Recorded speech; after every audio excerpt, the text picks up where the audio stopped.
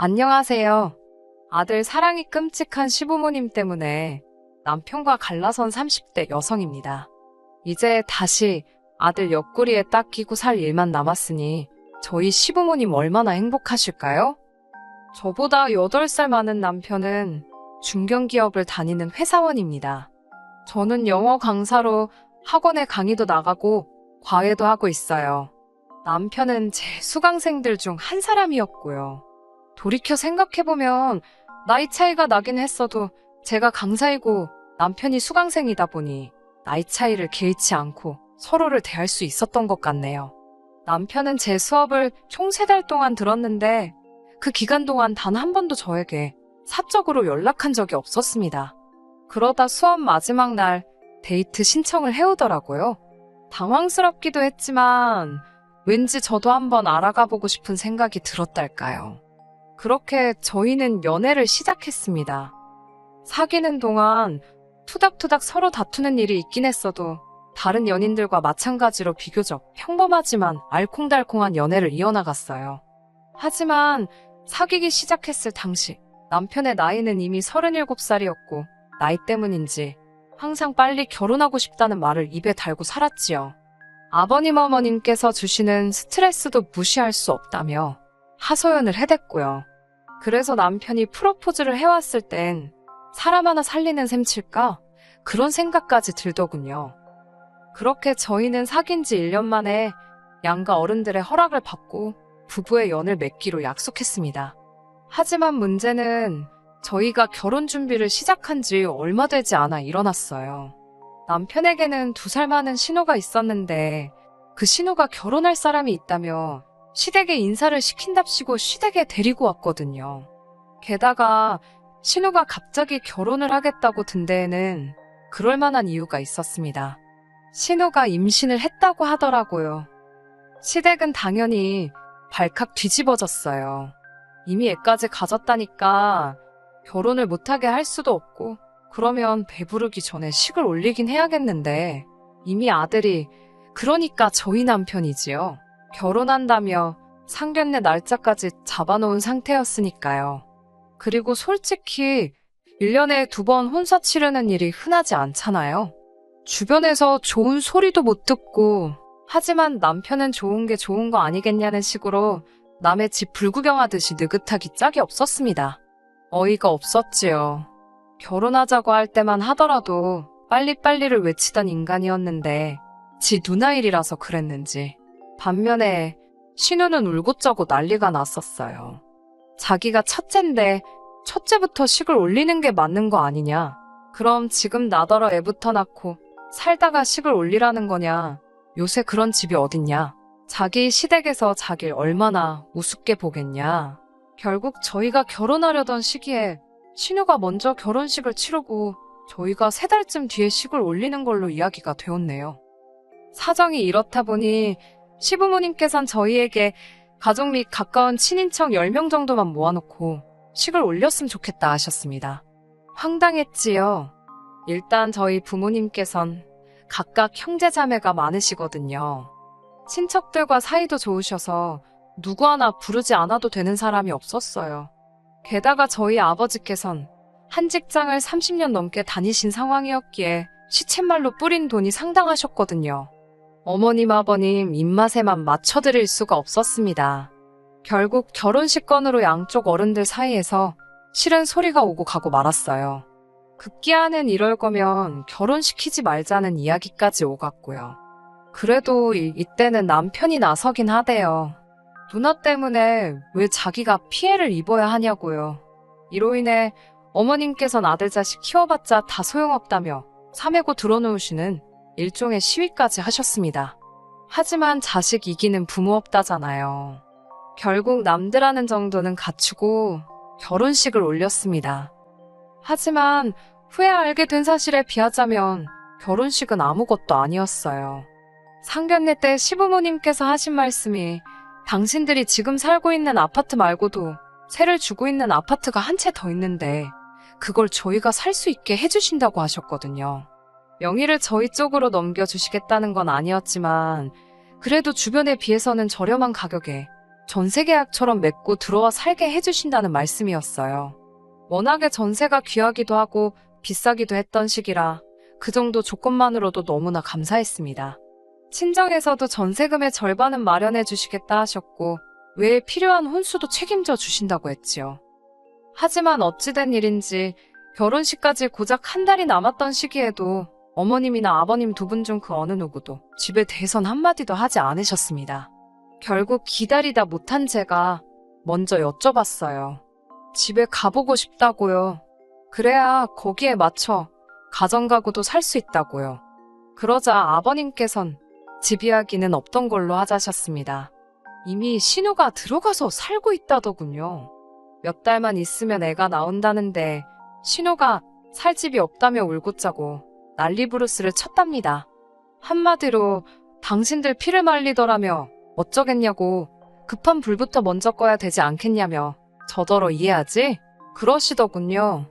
무슨 말씀인지 이해는 되었지만 너무 속상하고 서운했습니다. 이렇게 또 저희 부부가 뒷전으로 밀렸다고 생각하니 억울하기도 했고요. 물론 어머님 아버님 재산인 만큼 두 분이 원하는 사람한테 주시는 거고 원하는 방식으로 처분하셔도 됩니다. 애초부터 저희에게 아예 주시겠다는 것도 아니었으니. 하지만 졸지에 저와 남편은 모든 계획을 수정해야만 했지요. 믿고 있던 집이 사라졌으니 결국 저와 남편은 반반 결혼을 하게 되었어요. 시부모님께선 현금은 없고 대신 집으로 일단 지원을 해주시겠다는 거였거든요. 이 소식을 알게 되신 친정부모님께선 시댁에서 어떻게 해주시는 것과 상관없이 당신들이 처음 약속했던 것처럼 도와주겠다고 하셨습니다. 하지만 제가 거절했어요. 따지면서 결혼하고 싶지는 않았는데 저희 부모님이라고 뭐 돈을 쌓아놓고 사시는 분들도 아니고 한마디로 억울한 마음이 가장 컸던 것 같아요. 결국 뭐 하나 제대로 받지도 못하고 식을 올렸습니다. 주신 게 없었으니 바라시는 것도 없으실 거라 생각했습니다. 아니, 있다고 하더라도 솔직히 어떻게 달라고 하시겠나 생각했지요. 하지만 그건 순전히 제 착각이었습니다. 지난 추석에 있던 일이에요. 그때만 하더라도 화가 나고 속상한 마음은 있었지만 갈라서야겠다는 생각은 안 해서 친정에도 이야기를 안 했었는데 결혼하고 맞이하는 첫 명절이었습니다.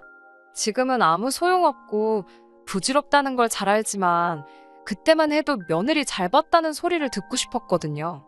그런 생각 때문인지 걱정도 많이 되고 긴장도 심하게 했지요. 결국 시댁에 가기로 한 당일날 아침부터 몸이 좋질 않았습니다.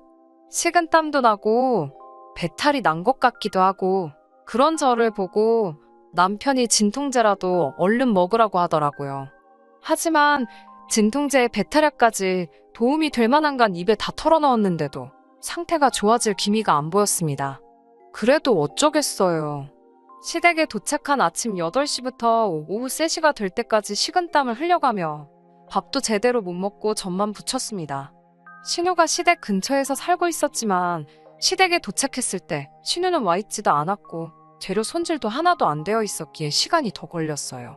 전 부치기가 끝나고선 바로 탕국 끓이고 나물하느라 정신이 없었지요. 저도 결혼 전에는 한 번도 해본 적 없던 일들이라 손이 빠르지 못하기도 했고 무엇보다 몸이 안 좋으니까 나중엔 정말 정신이 하나도 없더라고요. 물론 중간중간 도저히 못 버티겠다 싶을 때는 작은 방에 들어가 한 10분 정도씩 쉬고 나오기는 했어요. 그게 한 대여섯 번 될 겁니다. 제가 워낙 상태가 안 좋아 보였는지 어머님도 못마땅하신 기색이긴 했지만 대놓고 뭐라고 하시진 않으셨어요. 남편이야 뭐 전형적인 한국 남자라고 해야 하나 자기 집이다 이건지 손끝도 까딱 안 하더라고요. 그렇게 첫 명절이라고 시외가까지 인사를 드리다 보니 명절 연휴가 끝나갈 무렵에서야 친정에 갈 수 있었습니다. 친정에 도착하고 나니 긴장이 풀려서 그런지 컨디션도 많이 좋아지더라고요. 친정은 애시당초 제사도 없고 두 분 다 연휴에는 여행 다니시고 외식하시는 분들이라 저나 남편이 고생할 것도 없었어요. 그래서 꼬박 하루를 편하게 쉬다 왔지요. 뿐만 아니라 올라올 땐 친정어머니가 집에서 챙겨 먹으라며 한우부터 전복까지 선물로 들어온 것들 중 상품만 이것저것 챙겨주셨고요. 그런데 집에 도착하니 남편이 계속해서 저한테 심술을 부리더라고요. 짜증도 내고 처음엔 자기도 피곤해서 저러는가 보다 했는데 강도가 점점 세지길래 이유가 뭐냐고 따졌습니다. 그러자 저한테 너무 실망을 했다는 거예요. 뭔 소리냐 하니 시댁에서는 허리도 못 피겠다며 아프다고 난리를 쳐서 어머님께서 제 눈치를 엄청 보셨답니다. 시어머니 눈치 보게 만드는 며느리는 이 세상에 저밖에 없을 거라며 일도 농땡이 치면서 하는 걸 자기가 다 봤대요. 안 보는 척 하면서도 자기가 다 보고 있었다나요. 그러면서 시댁에선 아파서 시어머니 부려먹더니 친정에서는 제가 펄펄 날아다니더랍니다. 어이가 없어서 말을 말자고 했어요. 그리고는 제가 먼저 방으로 들어가 버렸지요. 그런데 방에서 곰곰이 되씹을수록 열불이 나는 거예요. 시댁에선 불편하고 친정에선 날아다니는 게 당연한 거 아니에요? 갑자기 할 말은 해야겠다 싶어서 다시 거실로 나갔습니다. 반성 좀 했냐고 시비를 걸길래 반성 같은 소리 한다면서 저도 따발총처럼 쏴대기 시작했습니다. 아니, 사람이 상황에 따라 아플 수도 있고 안 아플 수도 있는 거지 그걸 왜 그렇게 비꼬냐 물었습니다. 그리고 내가 시댁에 가고 싶어 환장해서 갔냐고 명절이니까 간 거고 그리고 내가 어머님 부려먹는 것 같아서 그렇게 가슴이 아팠으면 오빠가 와서 전도 굽고 탕도 끓이고 하지 왜 쳐다만 보고 있었냐고요. 그러자 남편이 한다는 소리가 저더러 생각 좀 하랍니다. 큰 그림을 그려야 한대요.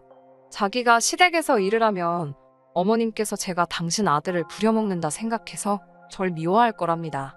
그러면서 시어머니한테 밉보여서 좋을 게 뭐가 있냐며 자기가 다 절 생각해서 일부러 관여를 안 한 거라네요. 뚫린 입이라고 짓거린다는 게 저런 거구나. 한마디로 가관이었지요. 그러면서 저는 며느리로서 묵묵히 제 소임만 다 하면 된다길래 그럼 오빠는 우리 집 가서 사위로서 뭐 할 거냐 물었어요. 그러자 신나게 떠들어 대던 그 입이 갑자기 꾹 다물어지더라고요. 남편에게 제가 어머님이 나를 어떻게 보시든 그건 내가 알아서 대처할 테니 다음 명절부터 놀지 말고 같이 하라 했습니다. 그리고 앞으로 시댁하고 친정하고 비교하지 말라고 했습니다. 나는 시댁에서 며느리고 친정에선 딸인데 같을 수가 있겠냐고요. 남편이 한다는 소리가 자긴 처가댁에서 너무 편했답니다. 자긴 자기 집이나 처가댁이나 똑같다나요. 어이가 없어서 그건 우리 친정부모님이 진짜 좋은 분들이라 그렇거나 아니면 오빠가 눈치도 없고 진짜 이상한 거라고 싸붙여버렸지요. 그리고 지지난주에 정말로 마음 상하는 일이 있었습니다. 제가 남편을 떠나야겠다고 마음을 먹게 된 결정적 이유이기도 합니다. 아버님께서 모처럼 고기가 드시고 싶다 하셔서 시댁에 갔어요. 자동차로 1시간 정도 걸리는 거리였지만 남편이랑 데이트한다 생각하고 나갔습니다. 식당에 도착하니 메뉴판 볼 것도 없다며 가게에서 제일 비싼 소갈비를 시키셨는데 여기까지도 뭐 솔직히 크게 개의치 않았습니다. 저희도 같이 맛있게 먹으면 되는 거니까요. 그런데 식사가 끝나갈 무렵 아버님께서 네 신우도 소갈비 좋아한다 소리를 하시더니 직원을 불러서 4인분은 포장을 해달라고 하시더라고요. 그러더니 저희더러 잘 먹었다고 하셨습니다. 속이 뻔히 들여다 보이더군요. 저도 당하고만 있을 소냐 싶어서 아버님 카드 주세요. 그랬습니다. 어머님 아버님 드신 거랑 저희 먹은 건 제가 살게요. 신우 준다고 포장하신 건 아버님이 사세요. 라고 애교 섞인 목소리로 말씀드렸지요. 아버님은 당신 속이 훤히 보인 게 민망하셨는지 일하는 사람 귀찮게 그걸 따로따로 계산하냐고 짜증을 내시더라고요. 남편도 저한테 그만하고 빨리 가서 계산하라고 무안을 줬고요. 제가 그럼 이건 당신이 사라고 그러고는 계산서를 남편 손에 쥐어줬습니다. 저희는 생활비를 반반씩 부담하고 있었고 솔직히 20만 원에 달하는 소갈비를 신우 먹으라고 사줄 만큼 여유도 없거든요. 그리고는 시부모님을 댁에 모셔다 드렸는데 어머님이 들어왔다 가라셨습니다. 할 이야기도 있고 그렇다 하시면서요. 과일을 깎고 있는데 어머님께서 불쑥 사돈한테도 용돈을 드리냐고 물으셨습니다. 저는 어머님 아버님 드리는 금액과 똑같이 드리고 있다고 말씀드렸지요. 그러자 어머님께선 그래도 시집과 친정에 똑같이 하는 건 말이 안 된답니다. 항상 매사에 시집이 우선시 되어야 한다는 분이셨지요. 당신 딸에게도 그렇게 말씀하시는지는 모르겠지만 무튼 안색이 약간 변하신 어머님께선 사돈네까지 용돈을 드리는 줄은 몰랐다며 당신 아들 어깨가 무겁겠다고 그러셨어요. 왠지 그 말에 빈정이 상한 제가 맞벌인데요. 저희 부모님은 제가 벌어서 드리는 거나 마찬가지라고 받아쳤습니다. 그러자 어머님께선 이 집안에 시집을 왔으면 제 가정에 집중을 해야지 친정에 퍼주면 안 된답니다. 황당하더라고요. 친정은 남이다 생각하고 사는 게 속 편하다나요? 계속해서 말씀을 그렇게 하시니 짜증이 나서 저도 모르게 그럼 신우도 어머님 아버님 나몰라라 하고 사냐고 물었습니다. 그러자 남편이 나서서는 집마다 사정이 다른 거지 왜 너는 신우하고 너를 비교하냐면서 어머님 편을 들더군요. 남편이 그러니까 아들이 당신 편을 들어주니 기세가 등등하셨는지 어머님께선 저희 친정부모님 이야기를 다시 꺼내셨습니다. 저희 친정아버지께선 젊은 시절에 큰 사고를 당하셨던 탓에 지금도 정기적으로 병원에 다니고 계시거든요. 약간의 장애도 있으십니다. 하지만 현재도 직장 생활을 하고 계실 만큼 생활에는 무리가 없으시지요. 정말이지 제가 크게 걱정할 일은 없어요. 하지만 어머님은 걸핏하면 당신 아들이 저희 부모님을 모시게 되는 건 아닌지 아주 전전긍긍을 하셨습니다. 그날도 뜬금없이 하시는 말씀이 사돈은 아들도 하나 없이 고생이랍니다. 밑도 끝도 없이 갑자기 아들이 있었으면 얼마나 든든하셨겠냐며 이래서 아들 하는 거랍니다. 그래놓곤 당신들은 아들 덕볼 생각이 없대요. 나이 들어서 몸 불편하고 아프면 빨리 죽는 게 낫지 자식한테 신세질 필요가 없다나요? 순간 그 말을 듣는데 막말로 머리 뚜껑이 열리는 기분이었습니다. 지금 저 들으라고 하시는 말씀이냐 하니까 그런 건 아니지만 아무래도 사돈이 아프다니 걱정이랍니다. 말이 나와서 말인데 자기 자식 고생시킬지도 모르는 사돈을 누가 달가워하겠냐고요. 남편이 나이가 저보다 많으니 맞벌이를 한다고 해도 남편이 저보다 많이 버는 건 맞아요. 그렇지만 그만큼 저보다 은퇴도 빠를 텐데 어머님께선 저를 돈 잘 버는 당신 아들 등골 빼먹는 존재로밖에 안 보셨나 봅니다. 곱씹을수록 어이가 없더라고요. 나이 차이가 나면 뭐합니까? 다른 또래 커플들보다 못한 상황에 반반 결혼하고 생활비도 반반씩 내고 있는 마당에 내가 왜 이딴 소리를 들으며 이 인간이랑 살아야 하나 싶더라고요. 어머님께서 저만 걸고 넘어지셨어도 하다못해 남편이 그 와중에 그만하시라고 뭐 그런 말씀을 하시냐고 한마디만 해줬어도 제가 그렇게 화가 나진 않았을 거예요. 저는 개념이고 뭐고 물 말아먹었다 생각하고 어머님께 따지고 들었습니다. 나이 많은 아들 장가 보내면서 돈 몇 푼도 안 보태주셔놓고 어지간히 대접받을 생각하신다고요. 가만히 계시면 중간은 갈 걸 왜 괜한 저희 친정부모님을 걸고 넘어지시냐며 저희 친정부모님은 당신들 병원비 할 돈 먹고 살 돈은 충분히 가지고 계시지만 어머님 아버님은 뭐 있으시냐 따졌습니다. 저야말로 어머님 아버님 떠안게 되는 거 아닌가 아주 생각만 해도 밤에 잠도 안 올 만큼 불안하다고 악다구니를 썼네요. 어머님께선 넋이 나간 표정으로 절 바라보셨고 남편은 저더러 미쳤냐며 소리를 질렀습니다. 진짜 미치면 어떤지 한번 볼 거냐고 지금 내가 하고 싶은 말 반도 못했다고 같이 달라드니 자기도 놀랬던 모양입니다. 저는 남편더러 이런 대접받고 내가 너랑 뭐하러 사냐고 너랑 안 산다 그랬어요. 어머님께도 지금 누가 어머님 아들 등골 빼먹고 사는지 한번 잘 생각해 보시라 했습니다. 뒷이야기는 상상하신 그대로입니다. 아버님은 가만 안 둔다며 바들바들 떠셨고 남편은 저더러 당장 사과하라며 생쇼를 해댔어요. 어머님은 당신 쓰러지신다며 다들 드라마를 너무 많이 봤더라니까요. 하지만 뭐 하나 와닿는 게 없더군요. 그날 이후로 남편과는 떨어져 지내고 있습니다. 저는 이혼이라고 표현하고 남편은 생각할 시간을 갖자고 그래요. 하지만 혼인신고도 안 되어 있는 마당에 무슨 놈의 생각할 시간이랍니까? 끝난 거지요, 뭐. 혼인신고를 안 한 이유는 어머님이 신혼애가 먼저 하고 1년 뒤에 하라셨습니다. 어디서 점을 보고 오셨는데 그렇게 하라 했다네요. 남편은 지금도 정신 못 차리고 적당히 하고 굽히고 들어오라는 헛소리를 해댑니다. 아주 깡그리 전부 다 무시하고 있어요. 다행히 오피스텔 전세 1년짜리라 계약도 얼마 안 있으면 끝나니까 그럼 완전히 정리가 될 것 같습니다. 어휴, 이래서 하나를 보면 열을 안다고 하나 봐요. 홀가분하네요. 끝까지 들어주셔서 감사합니다. 오늘의 사연은 여기까지입니다. 구독과 좋아요, 알람 설정 부탁드리고 더 좋은 사연으로 다시 찾아뵙겠습니다. 감사합니다.